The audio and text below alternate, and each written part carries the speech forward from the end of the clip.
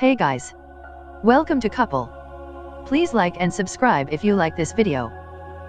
In Manhattan several weeks ago, a homeless man walked into a drugstore and helped himself to a sandwich. When police arrested the man, who had been ordered to steer clear of the place, a prosecutor asked the judge to set a $15,000 bail. They might as well have asked for $1 million. For this small crime, he likely would have spent the night, and many others, at Rikers Island. Fortunately, a kind member of the community intervened and paid his bail, which was ultimately set at between $500 and $1,000. Selman Feratovic was not as fortunate. After being accused of theft, he spent about 7 months at Rikers Island while facing $50,000 bail.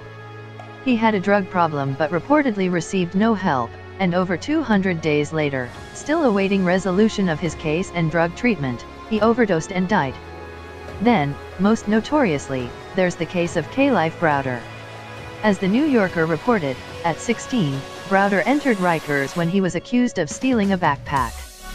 He spent the better part of 3 years there, much of that time in solitary confinement, and was beaten by at least one guard as well as other inmates, all because his family couldn't pay his $3,000 bail. Prosecutors eventually dismissed the case, and Browder finally went home. He never felt free. He suffered from extraordinary anxiety and had flashbacks to his time at Rikers. After enrolling in school and showing signs of recovery, Browder succumbed to the torture that had defined his adolescence.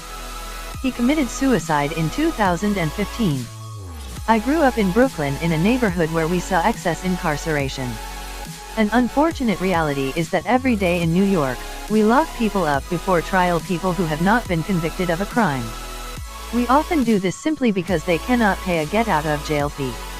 More likely than not, these are people of color and the poor. 88% of the people detained in New York City jails are Black or Latinx. This is an insane waste of money.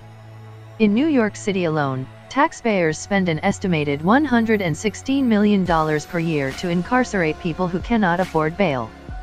This problem extends throughout the state.